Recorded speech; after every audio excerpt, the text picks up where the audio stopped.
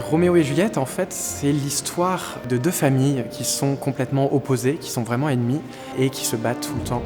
Et dans ces deux familles, on va avoir d'un côté Juliette, d'un côté Roméo, qui, malgré cette opposition entre les familles, vont vivre une histoire d'amour. Il y a énormément de péripéties, de chamboulements, il se passe toujours quelque chose, il y a beaucoup d'action. Mais donc voilà, ça va vraiment être cette histoire d'amour et qui se finit d'une manière extrêmement tragique.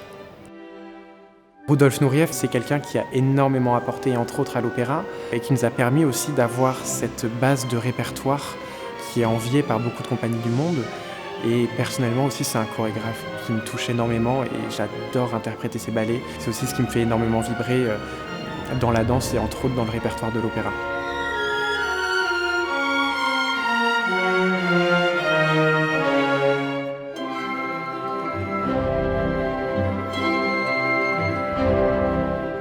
Pour construire aussi le personnage, l'histoire, l'interprétation, forcément, effectivement, j'ai regardé beaucoup de spectacles, beaucoup de captations, de films.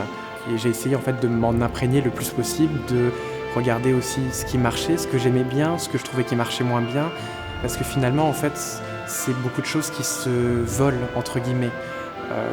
Donc on va beaucoup aimer telle interprétation, donc on va prendre pas mal d'éléments, tout en les adaptant après sur notre personnalité, sur notre manière de jouer. Mais c'est très important, oui, de regarder aussi ce qui s'est fait, parce qu'on n'a pas forcément cette image, quand on interprète le rôle, on ne se voit pas. Donc c'est très important, effectivement, de regarder les autres, mais aussi de se faire filmer, de se regarder soi-même, pour pouvoir juger aussi d'un œil extérieur notre propre interprétation et notre propre technique de jeu.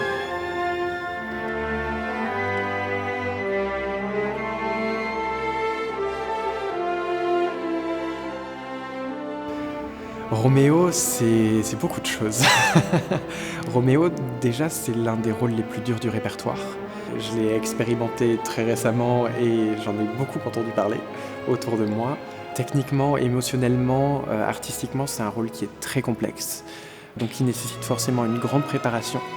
C'est un rôle aussi qui est extrêmement touchant, qui est extrêmement prenant émotionnellement. Et en fait, ça peut être, je pense, notre pire cauchemar comme notre plus beau rêve.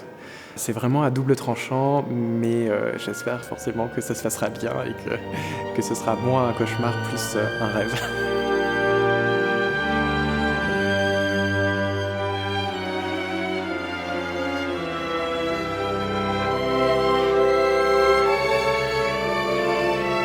Sur Roméo et Juliette, ça va être la première fois que je vais danser en tant que danseur étoile. Depuis ma nomination, on n'a pas eu de spectacle avec un public en présentiel. Donc déjà, je pense qu'on a tous vraiment hâte de retrouver un semblant de normalité. Et du coup, ce sera d'autant plus touchant pour ma part, effectivement, de me présenter pour la première fois avec ce nouveau titre. Et vraiment, j'ai qu'une seule hâte, c'est de monter sur scène et d'être le jour J devant un public et de retrouver un peu ce semblant de normalité et de pouvoir enfin présenter notre travail à un public qui sera en face de nous.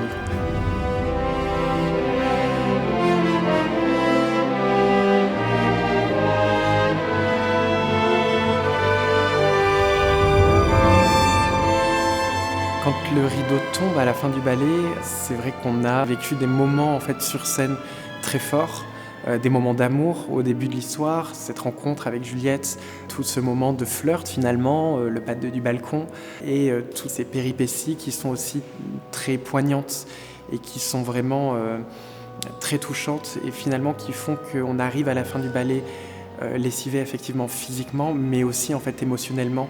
On est exténué, mais on est bien, on est heureux, et en même temps à la fois triste puisqu'on vient de finir le pas de la mort. On est vraiment tiraillé entre toutes ces émotions, mais ça reste du bonheur.